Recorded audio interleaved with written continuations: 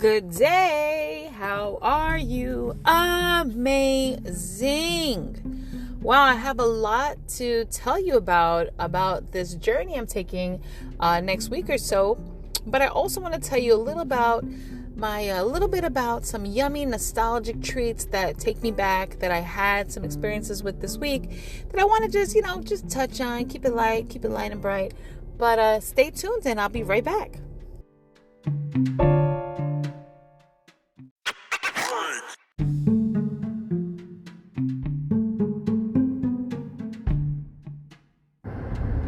The joy of matzo ball. Let's talk about it. It's not necessarily the joy of matzo ball that gets me going. But what I love are certain recipes that I grew up with that forever changed my palate. And matzo ball soup happens to be one of them, top tier. Just to give out the list ahead of time. There's certain things that I grew up with that quintessentially make me who I am and what I like to prepare for my children and what I like to cook for myself. So some of them are really strongly my grandmother's recipes, my grandfather's recipes, my mom's recipes, and my dad's recipes, which are obvious because that's who taught me how to cook. However, there are some other dibbles and dabbles of flavors that really stood out to me as a kid that I cannot get over. I don't know how many of you have Pinterest. I love Pinterest. And I create these boards and stories based on ideas that, you know how everyone uses Pinterest. Well, I have some called Yum or Yummy. And these are items based in here. Now, let me run off the list and let me give you little tidbits on these stories and what they mean to me. I'll give you an example. My mom growing up couldn't afford much. She really could not. So she would always, whenever we went to somebody during the holidays, would always say that she's going to make a pie. So she would say to come in the kitchen with her and we would make a pie. And sometimes when I talk to people believe that pies are so complex. I feel like cakes are more complex. Cookies can be more complex. But I love making pies because I made pies with my mom. So there's a shared memory there, right? That kind of makes it like a warm fuzzy. So she would make pumpkin pie, pecan pie, rhubarb pie, apple crisp cake, which is really a pie, but she made it into a cake. A whole bunch of different blueberry pie, a whole bunch of different things she would make. And I make these pies. And the funny thing is, I've gotten, I think, really well with my craft that I don't even need to measure things. I could just boom, boom, boom, whip out a pie. So I'm not the world's best pie maker, but, I think above all, my pecan and my pumpkin, my blueberry, I think those are my top tier pies that I really can put down on, I don't usually make apple because my husband's allergic, right? But the memory, that's what makes that taste amazing. The other thing is, my grandmother used to make baked chicken. And the funny thing is, for years, I don't make the baked chicken like she makes the baked chicken, but I decided I'm going to make the baked chicken. My grandmother had a secret recipe to her baked chicken. And, some of her secret recipes make me laugh because my grandma used to make, yellow rice, right? But not Spanish rice, how I make rice. But one day I'm tasting rice. I was like, whoa, this is my grandmother's rice. And it really was a box of Goya rice. And so me and my husband have a joke, my grandma's secret recipe. Some of her recipes were straight up her recipes. And some really were bought from a store. So her yellow rice was literally Goya's. So whenever I eat Goya yellow rice, I always think, my grandma's rice. It's kind of funny. It's usually just that rice. But her baked chicken, and I'm going to put you on to this tip, and you cannot go wrong. I'm not going to break down 1,000 recipes today, but I'm just some highlights. Whenever I tell you highlights, a highlight. So my grandma's baked chicken, if you take a chicken thigh and you smother that sucker with, kind of like make it on the side first, right? Mayonnaise, a little bit of oil, an egg, and the Old Bay seasoning. Just mix it on the side. Mix it on the side. Mix it on the side. And then smother that puppy, not literal puppy, but that chicken thigh with that smothering. And put it in the oven on 375 for 1 hour. Exactly. You will have don't add salt, don't add pepper. That's all you need, right? And you can play by eyeball. If you like it extra Old Bay, put all extra Old Bay. If you don't want extra Old Bay, don't put extra Old Bay. Whatever. You don't taste it because it has egg in it. But you gotta kind of go with it, right? Just enough to cover. You have to smother that chicken. You're gonna put it on a baking sheet and foil. And lay it on the foil. Maybe you have like a spray. You spray the foil with. You don't want it to stick. 375 1 hour. I guarantee you, in the last minute of that hour, that chicken is not only going to have a crisp, delicious top, but a juicy inside. Now, you take your thermometer, you stick it in, it's 165, right on the button. Right on the button. It's good to eat, ready to go. That is a very delicious, easy to make. Like, that's not a lot of thought. Oh, I got to prepare chicken tonight. Take it out of the freezer. And I remember, that's chicken thigh. That's the degree and the time for the chicken thigh, not chicken breast. Right? Everything's different. But whenever I have that chicken thigh, I always think about having an asthma attack and being in Beth Israel, because one day I was in Beth Israel hospital and they offered me food off the menu, and they had a chicken thigh. And I had the chicken thigh because that's all I decided to eat when I wasn't feeling well and I was stuck in the hospital. And I was like, oh my God, this is my grandma's chicken thigh. And I said to the lady who brought the food, and I think I was like, I don't know, 11 years old. And I said, hey, is this All Bay seasoning? She's like, yeah, mayonnaise and an egg, basically. I laughed because that was my grandma's recipe. How did they know? How did they know? I Googled it. That was like on a box somewhere, like in the 60s. That's where she got that recipe from. But I know when I eat that chicken, that's her chicken thigh, right? Okay. So there's a lot of things like that. You know, my father, he used to put potatoes in everything. Potatoes in everywhere. Potatoes and peanuts. So sometimes what I'll do is I'll put peanut butter on rice with an egg. And I gotta tell you, that takes me to my father. That takes me to another place. And I see my son doing it, and it's delicious. If you never had it, try it. Try it. The other item I always make is spaghetti and meatballs. Now, I'm not famous for spaghetti and meatballs, but I know that my sons will tell me, if I do a good meatball, they'll tell me, Mom, we have spaghetti meatball here, yours is better. And I do a little trick, okay? And I'm gonna tell you the trick. You could do one of the two tricks. The first trick is I make the meatball, I prepare it, use your own recipe. However you make your meatball, whatever you want in there, right? 2 parts pork, 1 part beef, 100% beef, whatever it is, right? Garlic, no garlic, whatever you put. Then what you're gonna do is you're gonna roll all those little meatballs out and you coat it in flour. And now you have your gravy. When I say gravy, I mean tomato sauce. So don't get it twisted. So you have your gravy on the side. And you prepare your gravy. Whatever you put in your gravy, you put in your gravy. You coat those bad boys in the flour. And you wait for that gravy to boil. And you throw them in the boiling gravy. Those meatballs will float. When they float, they're good to go. And they are so delicious. But you know what's funny? How do you make matzo balls? Well, when I make matzo balls, I have my chicken stock. Once it boils, I throw in the ball that I just rolled of a matzo ball in it, and it floats. It's basically the same energy. That meatball and that matzo ball have the same energy. Now, of course, I was talking to my husband, and he was like, it's obvious why the meatball would be more delicious, right? But my other recipe is, and I forgot to mention, you need a little teaspoon of baking powder. You want to put a little baking powder with that flour. That just gives it a little hit. Now, that is my grandmother's Swedish meatball recipe.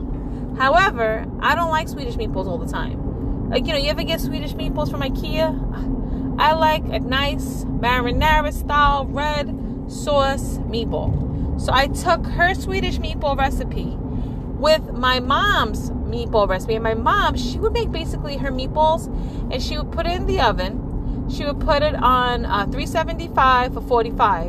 And that's how she made her meatballs because she didn't like to fry them. So I take my mom's meatball recipe, but my grandmother's Swedish meatball technique, and that's how I came up with my meatballs. And let me tell you something. Those meatballs are delicious.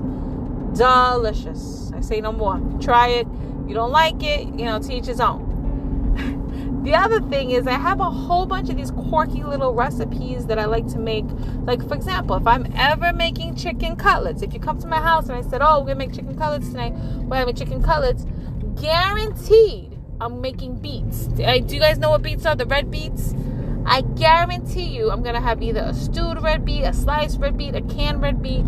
Every single time I make chicken cutlets, and I make really good chicken cutlets, I'm always going to serve it with red beets because every time growing up we would have a chicken breast or chicken cutlet, we had red beets. Now, sometimes I do it with the mashed potatoes. Sometimes I do it with a kasha varnishkis. Some of you are like, what's kasha varnishkis? That's bow tie pasta with kasha. Okay? And so that's that. Or I'll make it with a rice or an orzo, something like that. But it'll always have red beets, no matter what. Those are the tied together combination. It just cracks me up because it's so delicious. I don't know if you ever had like a noodle strudel, like on Thanksgiving you have like a pasta, the turkey, the gravy, the cranberry. That flavor combination is really what reminds me of that flavor combination. Similar, different, But, there's so many of those type of recipes that drive me nuts that are so delicious. And I'm sorry, you hear me slurping over here. I'm drinking an oatmeal smoothie. Now, I gotta tell you, as many of you know, I just had a baby and I'm breastfeeding. A lot of people tell me I'm breastfeeding, I don't know what to do. And I mentioned before, have some oatmeal. I was eating boxes and boxes of these oatmeal cookies. But, those have a lot of fat and sugar. And it's basically just the oatmeal. But, a lot of times people buy products pre-made because they don't have time to cook. Or I had a friend, she would always buy like a boiled egg, and I'm like, you could just boil those eggs yourself. Some people just don't have the know-how to boil water. So I kept eating those cookies, and I said, you know what, I really just want the oatmeal, because the oatmeal is what makes you lactate. It helps your breast milk. So my sons were really into these overnight oats, and I'm like, these kids are really making me go back to my past when I used to have oatmeal all the time. So what I like in my oatmeal, this is another one of these recipes, and this is just a mishmash of things that I want to eat and like and love, and just sharing with you all so you can try some of these things. But I love when you take oatmeal, raisins, pecans, walnuts, almonds, honey, right? That's in your mixture. Brown sugar, or if you don't want to put brown sugar, if you want to use white sugar, go ahead, buy like a little brown sugar. I also like a packet of Sweet and Low. Don't get me going. I don't want to hear any feedback. I love Sweet and Low. It's also part of my raising in New York City, but to each his own. And the funny thing is, you add a little honey, but I always say, you take your oats, you put a sprinkle of salt, and if you use instant oat, then it's easy. Boil water, mix it with a little salt. Before you do anything, you need the salt, like a little tiny sprinkle, like not a lot. It just changes the dynamic because all those flavors are gonna pop because of the salt. I'm telling you. And then you put your combination in, but I put all those things in: walnuts, raisins, pecans. Now that's normally how I'll eat my oatmeal. Like when I make my son oatmeal, that's what I put in there, and then I give him a banana. Now everything I just said without the banana, I put in a blender and I smooth it. But I also watch quantities because, as many of you know, I had surgery and I have diabetes. So I always put like 6 almonds. Like, I'm very specific, okay? But my protein is on point. So I blend that puppy up. And I like to use 2% milk or 1% milk. You use whatever you like. And then once I make that smoothie, I put, and it's obviously going to be hot, right? It's not a cold smoothie, right? It's a hot smoothie. But then I put cold milk. And then I put raw, like a scoop of raw oatmeal with it. It's so delicious. I can't tell you that. I mean, you can buy like oatmeal milk and stuff like that. This particular thing is so delicious. If you want to add ice, you certainly can. I don't want to add any ice. I want it like that specific temperature. It's so good. And let me tell you, the next day I have so much milk. But remember, for good breast milk, you got to drink a lot of water. At least 90 ounces minimum. But you got to. So those are some ideas. Now, I don't know if any of you have some amazing recipes you like. I can go on and on. For example, my homemade chicken soup, my linguine verde, you know what I'm saying? It's like a pesto, but it's not. There's so many different things, like my homemade macaroni and cheese not baked in the pot. It's so good. And I know my boys love it. And there's certain things that I put in there that it's just quintessentially my taste. So now they're so used to, like, wait, I grew up with this mac and cheese. So when they eat other mac and cheese, they're like, wait, that's not the flavor. A lot of kids grow up on the box mac and cheese, but I don't make a box. I make a real cheese sauce, and I really make it delicious. Now, I gotta tell you something. I do this thing called corned beef. I always laugh about this because I have a cousin who is a really amazing chef. And she one time, if she's listening to this, she knows who she is. She judged me when I was making it. She's like, what the heck are you making? It looks like slop, right? Kind of like that. But that corned beef over rice, oh Lord, it is delicious. And, sometimes we try things. Now, there's other things that I do that's just different because I grew up in a household that was very, these are the recipes. But then my mom learned from our neighbor upstairs a lot of Puerto Rican dishes so that she would make during the holidays because her best friend made it. And so that's how I grew up. So I know every Christmas I need my pasteles. So I know how to make that. That's part of me. Like, I can eat pasteles any time of the year. Just who I am. I also make an amazing arroz con gandules with pernil. And I tell you something. Culturally, that's not my dish. But culturally, how I grew up, it is. And it's so amazing. It's one of my favorites. And I throw some olives in there. Oh my God, my eyes pop. I love that dish. It's delicious. I also like to have Mongolian beef. Now, I'm not Asian, right? But my mom would make it, and so I make it. There's just certain things like her barbecue ribs. I could go on and on. So many items. Her meatloaf. Her meatloaf was so specific. And, I try to make all my children happy. When my sons, I have one son that's my biggest critic. To please him, everything has to be perfect, on point, because he loves flavor and he doesn't like certain smells. So if he likes it, I'm like, all right, did good. I have one son that likes anything I make. Anything I make is delicious. And then I have one son that's like, Ma, you did it. You did it this time. That one is my youngest son, and he kind of puts me in good graces. I think that it's always good to try different things. See how you like different things. I have a friend that never tries anything. She eats the same thing all the time. And I'm like, aren't you sick of that? And she's like, nope, this is what I know. I love to try different things. I like to try new places. Now, this is my last, and then I'm going to wrap it up on this little bitty segment. But I grew up every Sunday, like clockwork. My mom and dad would walk to First Avenue and we would go to Venero's every Sunday. And I got to give them a shout out because there is no bakery that I've ever been to that can compete.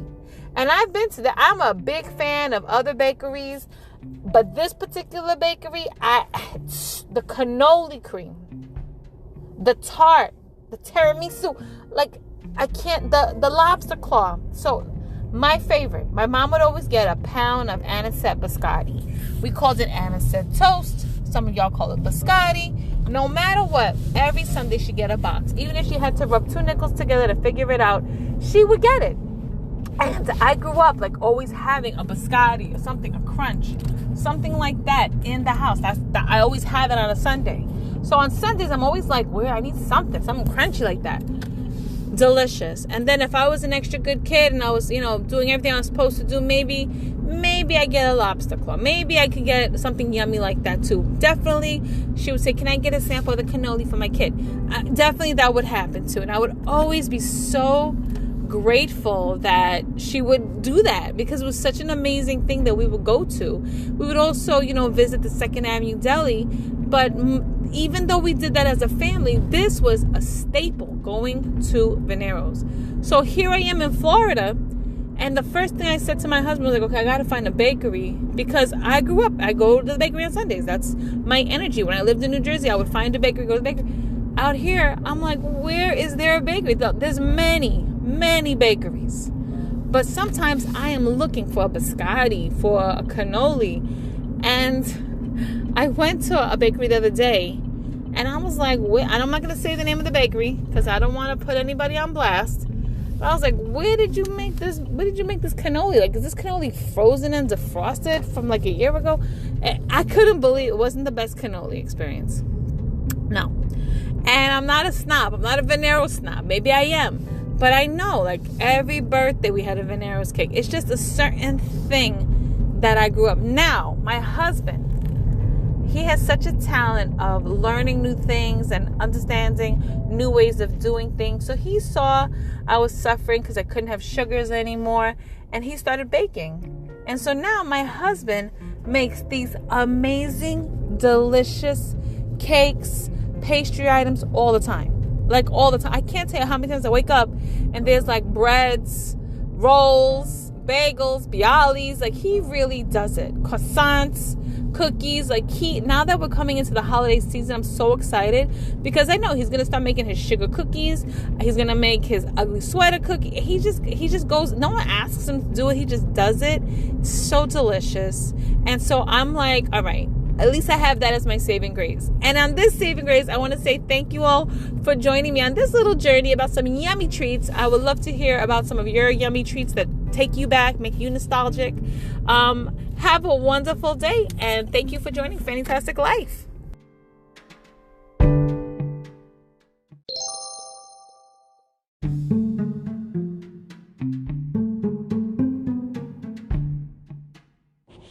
Welcome back. Well. Pretty soon I will be partaking in a new level of journeys. I will be attending in Phoenix, Arizona, my doctoral residency. The funny thing about that is a lot has happened on this journey in my doctorate and studying and understanding this level of education, which is far different than any other level of education I've had, from multiple levels, primary, secondary, pre-master's, all these different undergraduate, all these different levels. And in this doctoral journey, the couple of things I've learned is just thinking things differently, understanding independent work, where sometimes you can ask a professor a question. Here, you really got to utilize your resources. Having patience. There's just a plethora of things you need to understand. Even when you're in college, and the type of vocabulary you use to sound smart, when you're in your doctoral studies, you really just keep it simple and basic. And the level of your integrity changes because you're empowered by your code of ethics. It's just a different level. The other part that I find super interesting is there's a lot of biblical perspectives and different journeys that you look at the Bible, which is so amazing. That in itself was eye-opening. So here I am on this journey, and I couldn't go to the first residency for whatever the reason was. But now this residency comes up, and I am told, if you don't attend this residency, you're going to be dropped out of the program. Now, I'm not a bad student. I'm a good student. However, you need to attend this residency. And I'm like, well, I just had a baby. I'm on maternity leave. How can I go to residency now? And they said, you need to figure it out. So I needed to grow up again and be a big girl, a lady, a woman, and say, how am I going to make this happen? Thankfully, there are parts of the residency that's covered. The hotel's covered, some of the accommodations are covered. And so I really just had to figure out the transportation for my husband and my children. And I did. And so now this is now approaching us. And right when I come back from residency, I go back to work as my maternity leave has ended. So it's two different worlds colliding. And I need to really figure these things out, my journey, my mental capacity, and what I can handle. Because, listen, I went from 3 kids to starting a doctoral, getting promoted at work, leveling different dynamics at work, then finding out I'm having another baby. So balancing all these things. Because remember, sometimes you think, well, you have another kid, you're fine. No, when you have a baby is not like you have another kid. A baby in itself is a new priority that needs your attention. Because when your kid reaches a certain age, they can start being independent. Yeah, you got to tie their shoe or help them with the toothpaste. But to an extent, they can do things independent. There's nothing a baby can do without you. Unless it's sleep, right? But even that, you got to make sure that they're sleeping okay. Is everything all right? All these different points really take over. So having this new journey, I got to feel confirmed in my soul that I will be okay and comfortable at this residency. The residency is Monday through Friday. It's 8 a.m. to 5 p.m. nonstop. So my kids and my husband will enjoy the beautiful Phoenix, Arizona area. They'll get to enjoy the resort-style pool, the restaurants, whatever they decide to go to, and I will be in this study. However, I'm so also excited. A lot of you know how I am at times, where I like to do certain types of work that really interest me. I like to write things out. I like to figure things out. Like if someone's like, okay, we need you to do a research paper, I say, what's my thesis? And I get excited about it. A lot of people are not like that. And I'm like, how many words do you need? 2, 3, 4,000? No problem. So these things crack me up because I'm not afraid of that. There was a question of, the dissertation. Your dissertation is basically about 250 pages of your thesis, right? So 250 pages could be about 250,000 words, but there's an exact formula that we have to follow. A lot of my colleagues were like, how are we going to do this? For me, I'm already thinking like, okay, this is this chapter, that's this chapter. I already have it in my mind. However, there's a twist that they don't tell you. The twist is that you can't come up with your dissertation right now. You have to wait till you get to a certain level in your studies that your dissertation idea is approved. That's crazy because you can't just start writing it. It won't be accepted. It'll be thrown out. You have to first have the idea approved. And so that is why we have the residency, to understand the dynamic of what you're about to write, the scope of work that it entails. And I can't wait to go on that journey and then tell you all about that. And that'll be a part 2 of this particular experience. Things that, I definitely would consider again. Well, I'm going to tell you something. I have friends that have like double masters, triple masters. Once you get your masters, go ahead and get that PhD. If you're going to go for it, like you want like a certain level, just do it. Because the PhD really, I know, I'll tell you what, when I graduated college, I had a coworker, colleague who was like, come on, do your master's. And I was like, I can't do the master's. I don't have a brain for it. And at that time, I had my 3rd child. And they were like, no, do it. You could do it. You could totally do it. They're like, it's easy. And I was like, easy? A master's program? But my easy and his easy are so tied together because we have a way of looking at things. So when he said it was easy, immediately I signed up. And guess what?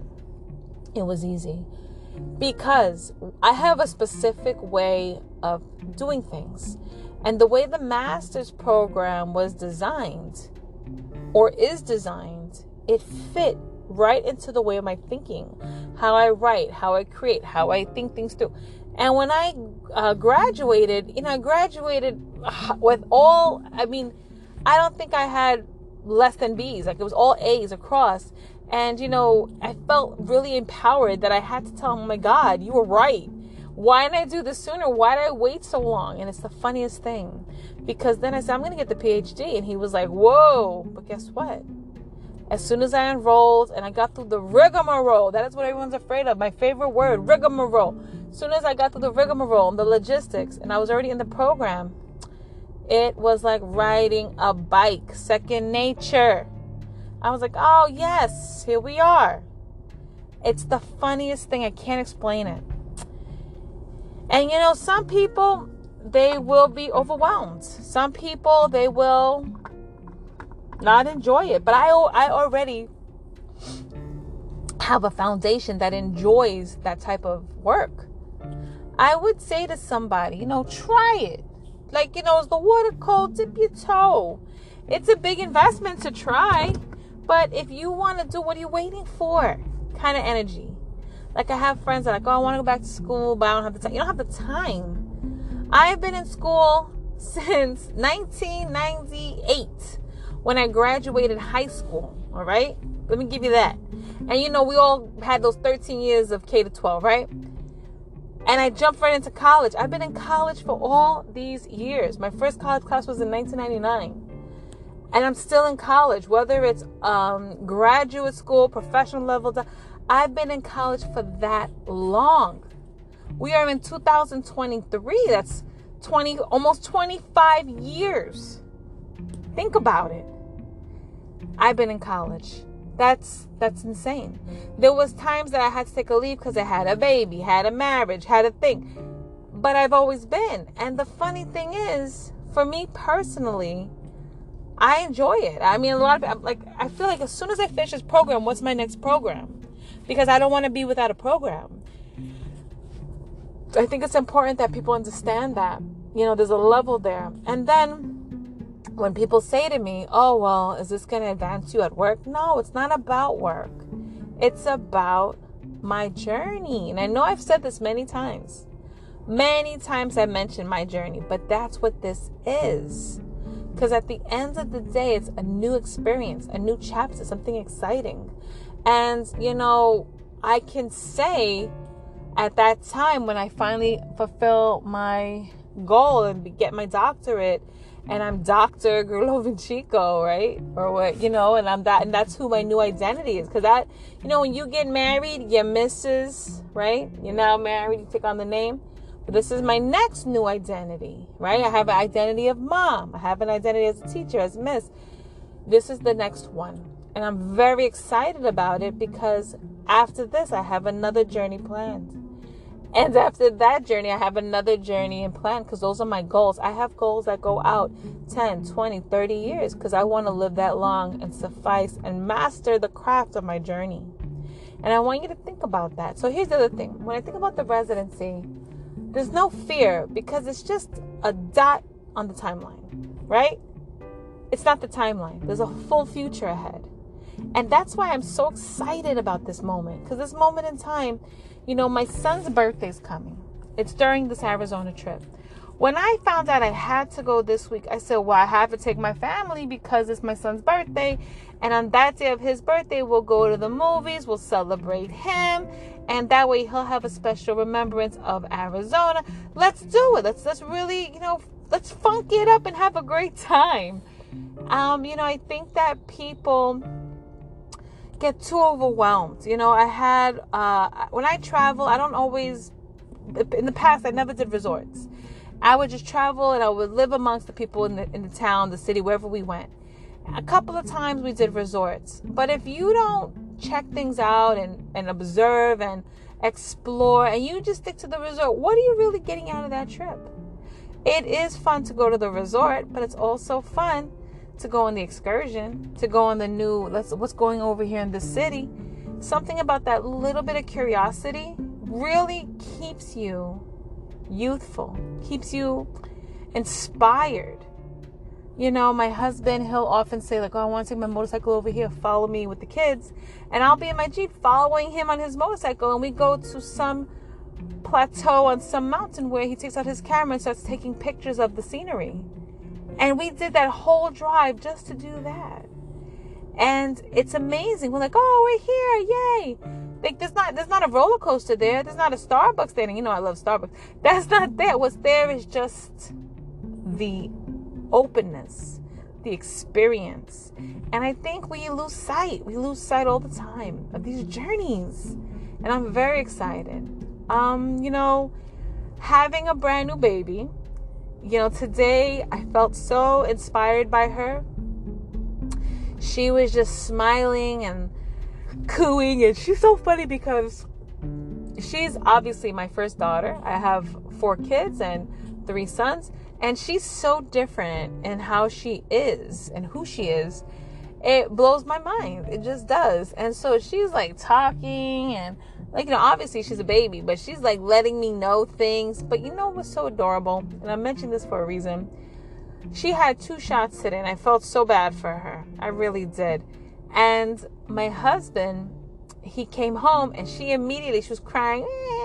She immediately saw him, and she was like, oh, hey, like looking for him. And she did not want him to see her crying and in pain. And then once he grabbed her and he held her, she was like a little bug in a rug, super cuddly, snug with her puppy. And that really made me just inspire. Sometimes when you're parents and you talk about the kids and raising them, you second guess yourself, or you might second guess your partner. But when I see them together, I know, wow, this man, he's an amazing father for all of my children, and all of them, every single one. And so when I am thinking about this residency, and I'm like, oh goodness, I'm going to be in a training center or whatever it is all day long, I'll be there. One part of my mind will be there focused and also enjoying it. But then what about my focus on my kids? I'm so excited that he's going to be there, because he will have such a beautiful memory with his sons and his daughter that is just centered around their relationship. And, sometimes we're selfish, right? Like me. And sometimes you got to let other people blossom. Let them get some sunlight. Let them get some water. Let them really show us the fruits of their life, of their creation, and let them enjoy their family. Meaning, without you, sometimes you got to take yourself out of the equation and allow them to have an experience with them, right? Because your narrative, but sometimes you're with your kids or with your family and your narrative is the driver. But sometimes you got to be the passenger or the see you later, and let them just have those moments, those cherishable moments that my sons can look back and say, oh, you remember when mom went to Arizona, but we were with pops and we did this. That is inspiring to me. I want to be in those moments. However, I want them to build their own journeys and their own moments. And I just want us to understand that perspective. Somebody once told me, we were working on a project, and I particularly loved this career I had, and I did it for a long time, and I worked with some amazing, incredible advocates for education and society, and it really just changed everything that I was and am and who I am and how I believe. And part of that dynamic, working with this person, we were doing a project, and I was so focused on some details, you gotta focus on the details. But she said to me, and this person is an incredible woman, I gotta tell you, incredible. She said, don't look at the forest for the tree. Look at the forest for the forest. See the big picture. And she walked away, and I was like, wait a second. And let's go back a step. Years before that moment, I was working in our other office in another borough, and she walked in. And I was like, who is that? That woman. I said, wow, one day I want to be just like her. I couldn't believe it. Her style, her grace, her demeanor, the way she said she needed things, her perspective, her ideal. She was phenomenal. I was like, who is that? And they were like, oh, that's so-and-so. I was like, oh my God, she's incredible. And then I found out her husband, I knew, and my husband knew from a different world. And so when I came into this new world, right, at our central office, at our, executive suites, and I was working with the vice president, and this was her best friend, I had no idea. I was like, wait a minute, you know her? She's like, that's my best friend. I was like, what?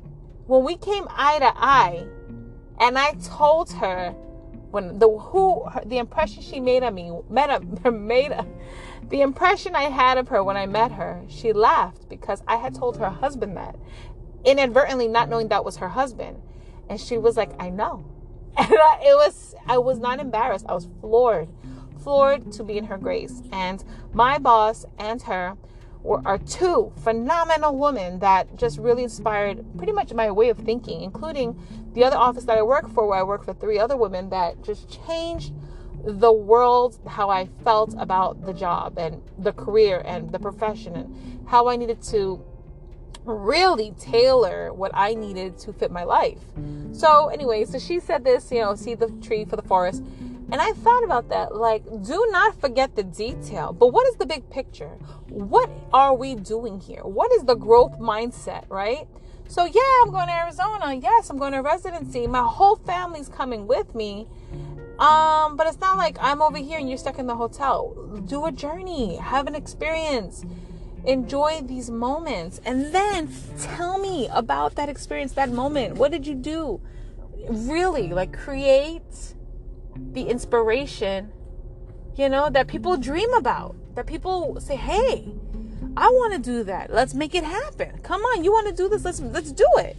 Let's make it happen, right? Let's be relevant. All right. Well, I hope this bit inspired you. On that note, please have an amazing journey, and full circle, thank you so much for joining me on my journey on Fantastic Life. Bye-bye.